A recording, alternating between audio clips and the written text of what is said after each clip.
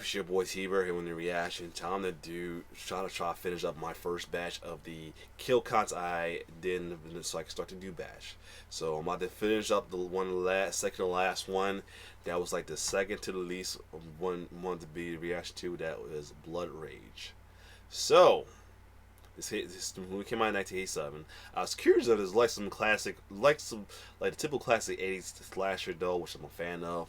So I'm curious to see what it's like. So without further ado, let's get it.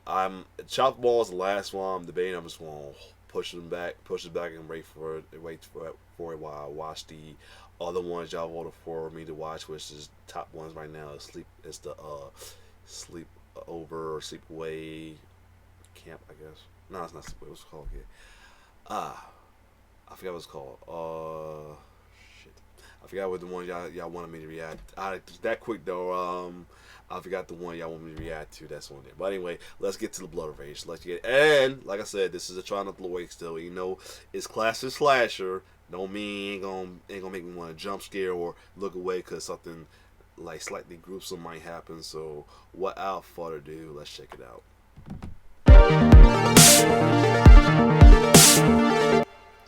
Welcome to the Kill Count, where we tally up the victims in all our favorite horror movies. I'm James H. East, and for Thanksgiving this year, we're looking at Blood Rage, a movie made in 1983, but not released until 1987. Oh, wow. When I realized how bad Thanksgiving 3 was, and that's the only Thanksgiving sequel there is, the whole joke is that there's no Thanksgiving 2, I knew I wouldn't be able to stomach making an entire Kill Count about it. I mean, look at it. What that cream on my face, no. So, it got worse. So, that damn movie got worse. Anyway, Slumber Party Massacre I was thinking of. I had to look at my thing in it. But you mean to tell me that damn movie got worse? Shouldn't have made a sequel in the first fucking place. Cause the first movie was horrible. You know, I still give me a loss to try to look away because of the shit in the damn pot. No worms, got a fat ass dick egg. Spray it on my head. Really?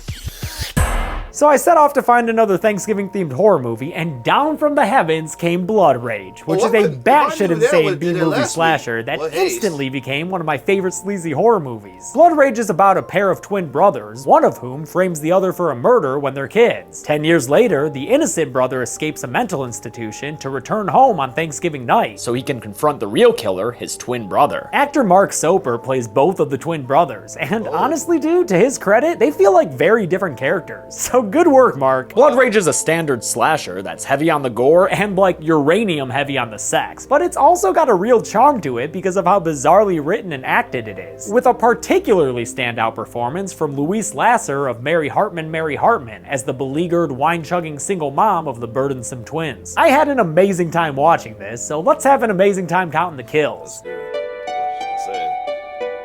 The movie begins in 1974 at a drive-in movie theater. Oh, in Jacksonville. Not sure why that's relevant, but I guess Florida, you know? As patrons pull up to the theater, we get a title card saying slasher? What? Yeah, apparently it was produced as Slasher, released in limited theaters as Nightmare at Shadow Woods, and then released to video as Blood Rage. Gotta love a movie with 3 titles. The opening credits show us that the patrons of this theater are an awful horny bunch. Well, mostly. Fuck off, Cheech, she's here to watch the movie. But at least these kids are being safe about their hanky-panky thanks to this black market condom dealing nerdy dude played by Ted frickin' Raimi in his first actual film role. Yeah, that's Sam's younger brother who played Henrietta in Evil Dead 2. Also, I love that his customer here has a sense of brand loyalty. I like George. Maddie Simmons is here on a date while her 2 twin sons sleep in the back of the car. Wait, what the fuck? Is that a rifle just laying across them as they sleep? Turns out the kids aren't actually sleeping though, and are well aware of their mother's sexual proclivities. Mom said it again. So they sneak out to avoid any developmental trauma that may have arisen from seeing their mom getting motorboated. One of the twins, Terry, grabs a shiny hatchet out the back of a truck and trots on over to a car where the Trojan fan is making it with a lady. When the dude realizes a kid is spying in on his Friday night delights, he tells the tow-headed freak to scram. But that just gets him a fucking axe in the head. Holy shit, dude! This nasty opening kill immediately establishes that Blood Rage ain't fucking around. Oh, also establishing what this movie is right off the bat? The fact that the chick in the car gets out and runs away, buck-ass naked, in a very long shot. Terry, the evil twin, plants the murder weapon on his brother Todd and smears blood on his face. When Maddie finds them, Terry tells her that Todd is to blame for the blue-balled corpse in the car, and Todd doesn't make any argument against it? Okay. Flash forward 10 years. The costume department must have decided that Maddie had a little lamb as she visits Todd in a mental institution on Thanksgiving Day. There, Dr. Berman, played by the woman most responsible for getting this movie made, producer Marianne Cantor, tells Maddie that after 10 years, Todd has finally spoken up and implicated Terry in the murder. But for some reason, this info is conveyed in an inexcusably confusing voiceover. Her position on another issue was also somewhat negative. No more tests! My past work with hysterical patients helped me calm her down. Todd steps in and is like, oh wow, hey mom, happy Thanksgiving. And he gets a box of pumpkin pie from Mother Maddie. But that's no consolation for his mom not believing him about Terry being the murderer. His world and my work.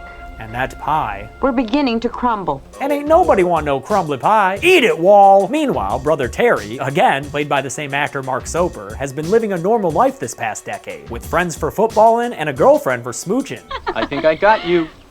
His girlfriend Karen gets a little jealous when Terry blatantly checks out his new neighbor Andrea, who's getting physical with another neighbor who's running around dressed like a goddamn taxicab. Karen, Andrea, and the taxicab lady all wind up at Thanksgiving dinner at Terry's apartment that night, where everyone shares an individual shot of forced actor laughter. Maddie takes Thanksgiving dinner as an opportunity to announce that she and her boyfriend Brad are getting married, and Terry don't like that by the looks of it, no matter how much his milquetoast speech says otherwise. Here's to the new family. Oh my god, you know what that reminds me of? Eric! In the kitchen, Maddie tells Terry that she just got a call from the mental institution saying Todd has escaped. Oh, wow.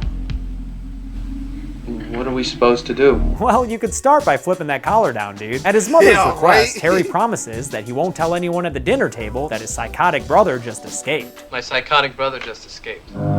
Damn, Terry, couldn't even keep your word till Black Friday? After dinner, Terry's busy preening himself when the doorbell rings. Waiting for him on the porch is a sleeveless dude with a gun who accosts Terry thinking it's Todd. He's with Dr. Berman from the medical institution, who tells Terry not to worry, it's just a tranquilizer gun. What's that gun? I just said it's a tranquilizer gun. Listen, please. Brad talks to Dr. Berman and that dude Jackie, since I guess Brad's also the manager of this apartment complex. Then Brad heads back to his office where he listens to Radio Jesus and cracks open an old-fashioned beer, the Chosen beer. He also takes out a gun from his desk and idly plays around with it. Great idea while you drink, dude. Terry taps on his office door wall with a machete, and after entering, doesn't waste a second cutting off Brad's hand. Oh, my beer! Oh man, I don't know what's better, the spurting arm or the detached hand's fingers twitching on that beer can. Either way, Brad is killed, even though it's not until later that we see his full corpse sitting in a Tuesday afternoon boredom position. Jackie the dude bro from the mental institution is out looking for Todd among the back patios when he takes a break to smoke a doob on some stranger's patio furniture. Terry approaches him, and after Jackie says he can't believe how much these twin brothers look alike, which like Dadoy, Terry stabs Jackie through the stomach with the machete. It's quick and painful and puts Jackie down fast, and Terry doesn't even quit chiefing that J while he does it. Give a guy a toke and this is what you get in return? Bummer. Terry walks off and heads towards the woods where Dr. B is Blair Witching about looking for Todd. She doesn't like it. I don't like this, Todd. Eventually, Terry comes across her with his machete and charges at her in a blurry first-person attack that apparently leaves her cut in half but still alive? Shit. What? Oh man! And fun fact, remember when I said Dr. Berman was played by producer Marianne Cantor? That's only because the original actress didn't show up to set the day shooting began. This movie's a beautiful mess. Wow. As Todd arrives at the Shadow Woods apartment complex wearing a striped shirt, Terry examines the stains on his own striped shirt. It's not cranberry sauce. Thankfully though, he showers and changes, so we won't have two twins played by the same actor wearing similar shirts. That'd be fucking annoying. He goes over to visit Andrea while she's babysitting at another apartment, and after making herself a drink of vodka and tomato juice, she reminds Terry what her college major is. I told you. Partying. Apparently she's double majoring in partying and being overly sexually aggressive, since she tries to get into Terry's pants even though he's clearly uncomfortable. Quit trying to pressure him, lady, it goes both ways. They get interrupted by this lady Julie, who was having Andrea babysit for her while she was out on a date with Christian youth John Mulaney. Terry's girlfriend Karen ends up running into Todd, and after mistaking him for her boyfriend, comes right out and tells him exactly what she wants. I want you to make love to me. Todd then admits who he is, which freaks Karen out, and says that he too is sexually inexperienced. I've never kissed a girl before. Oh yeah, well, You really ought to try it sometime. I gotta go. Bye. Haha, that girl be gone. She runs out to the parking lot where two dudes from the football and friend group pull up, Greg and Artie. After she tells them that Terry's crazy twin brother is around, they see Terry and Andrea leaving Julie's apartment and rush over to tell them the bad news. Did you see him for real or are you goofing on me? Oh, she ain't goofing on you, Scary Terry. He goes off to look for Todd, leaving everyone else behind so a poorly blocked Andrea can invite them all to her place. Let's go back to my place. My mom's gone for the night. I got plenty of stuff. How about it? How about what? I can't even see you! This whole time, Maddie's been having her own Thanksgiving night adventures, eating leftovers on the floor out of focus, and trying real hard to multitask. Sometimes succeeding, like when she's dialing a phone number while pouring wine, and other times failing miserably, like when she's vacuuming and drinking wine. Terry comes home and tells his mom that Todd has been spotted at Shadow Woods. She asks him to go get Brad, not knowing that her boo is dead, but always looking out for her son's climatic comfort. Please put on a sweater. It's cold outside. The blue one. Todd finds Dr. Berman's body in the woods, and just like all the king's horses and all the king's men, fails to put her back together again. At least he's able to loot the corpse for a gun, I guess. What, Dr. B was packing? Alright, sure. Florida, you know? Meanwhile, Julie's with her date Bill, who's played by the special effects artist responsible for all these awesomely gory kills, Ed French. He would go on to do makeup for stuff like Terminator 2, so yeah, dude's the real deal. Nice. Right now, though, the two of them are trying to choose what to drink from an array of the world's most disgusting alcohols. Coconut liqueur. I never had a coconut liqueur. Julie goes to, quote, slip into something more comfortable and tell her crying baby about her ultimate plans with Bill. Mama's gonna get you a rich daddy. But don't count your chickens too soon, Julie, because Bill answers the doorbell ring to find Terry on the stoop, and after Julie comes out in her new seductive outfit, she opens the front door to find Bill's decapitated head on the porch. He could have all the money in the world, Julie, but he won't be a good dad for your baby without a good head on his shoulders.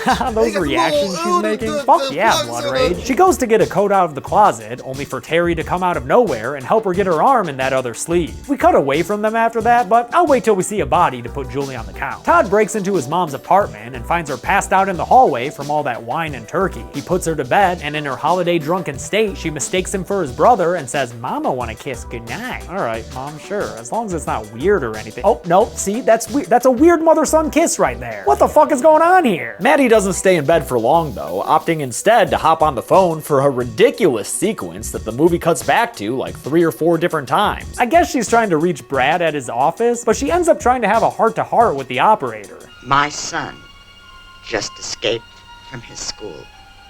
Well, actually, he ran away. Actually, it's a mental institution. The heart-to-heart doesn't work. What? What number do I want? Yeah, Maddie, the operator's just trying to do their job. They don't want to hear about your familial issues on Thanksgiving. The best part might be later when she gets the wrong number. Hello? Oh my God, I don't believe it. Thank God you're there. Wait a minute, ma'am. Are you sure you got the right number? This is 473-7896. I'm sorry.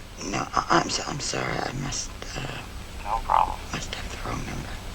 By this point, Andrea and Greg have moved on from making out in her apartment to making out at the pool. Oh, I'm sorry, did I say making out? I meant fucking on the diving board? What? What the fuck are you even doing anymore, Blood Rage? You stop that. Yeah, you stop that. They do. Oh! Terry slashes both of them to death with his machete. And later on, we see their nude bodies piled on top of each other in the sauna, in complete defiance of the sign on the sauna door. Terry catches back up with Artie and Karen, and the boys wrestle around like they're the best of friends. Artie leaves to find Greg and Andrea to warn them about Crazy Todd running around, only to find Crazy Todd waiting for him in the backseat of his car. Todd tells Artie that he's not the crazy one, Terry is. But he doesn't make a great argument for himself when he pulls a gun on Artie and forces him over to Terry's apartment. There, Terry answers the door and finds Todd pointing the gun at him. But since Todd's not the evil twin, he runs away instead of pulling the trigger. Terry and Artie chase Todd into the woods and discover a bag full of Terry's murder weapons. And what's that red stuff all over the machete? That isn't cranberry sauce, Artie.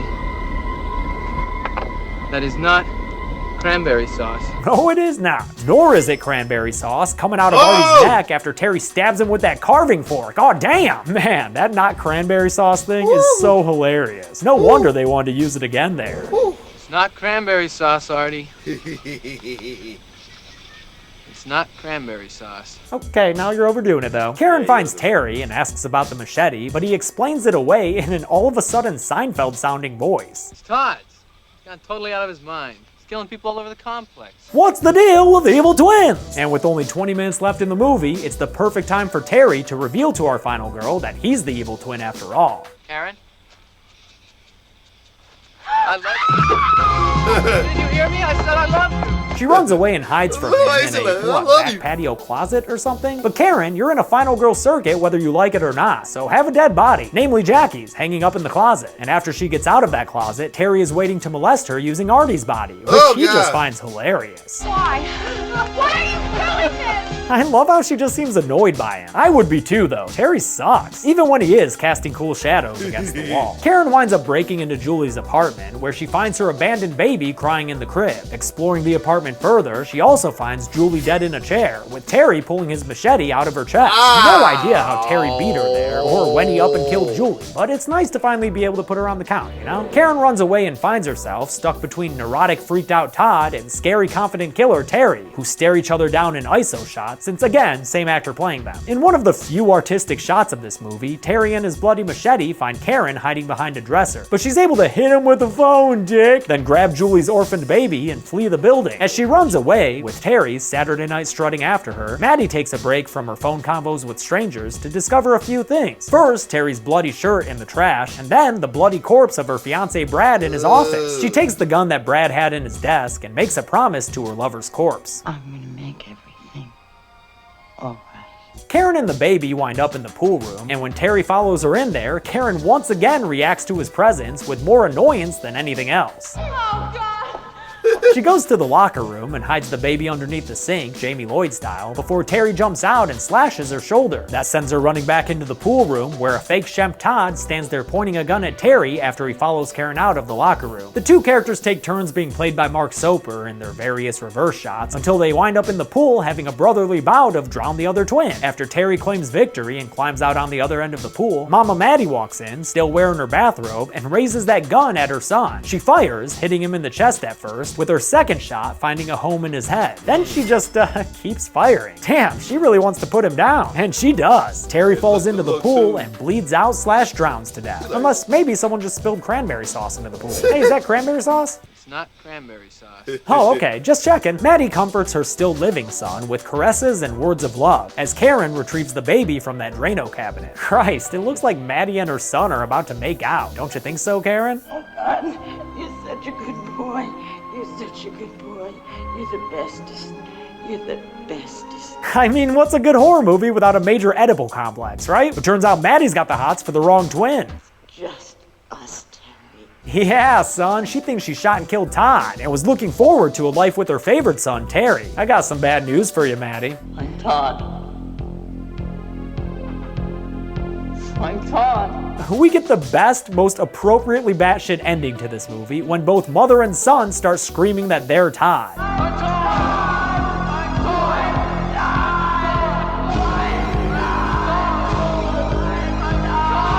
Karen's not Todd, so she gets the hell out of there, as Mama Maddie Todd points Brad's desk gun right at her head. She fires it off screen and the gun slides into the gore, even though, like, shouldn't it have come from the same direction as the blood? Whatever, it doesn't matter. The movie ends with Todd looking over his shoulder at his dead mom, and the shot needlessly turning into a freeze frame and a fade to black. Were there enough kills in this movie to satiate your Thanksgiving Day appetite? Let's find out and get to the kills. But first, what's this? What's this right here? That is cranberry sauce, Artie. That is cranberry sauce.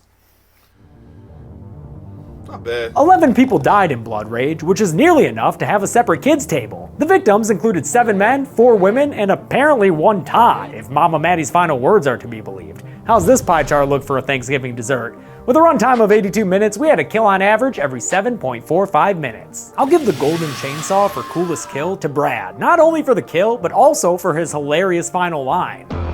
Well, look what the cat brought in. You've got the stumpy blood spurt, the severed can-crushing hand. It's all so great. Dull machete for lamest kill will go to Greg, who got slashed and fell into a pool. Did he drown? Did Terry fish him back out to kill him for good? All we can say with certainty is that he died naked. And that's it. Blood Rage was filmed in 1983, but not released until '87, when the slasher subgenre was already on the decline. It's a lesser-known horror movie, but I highly recommend it for an insane and gory good time. Tomorrow we'll finish up the Evil Dead series, but until then, I'm James A. Janice.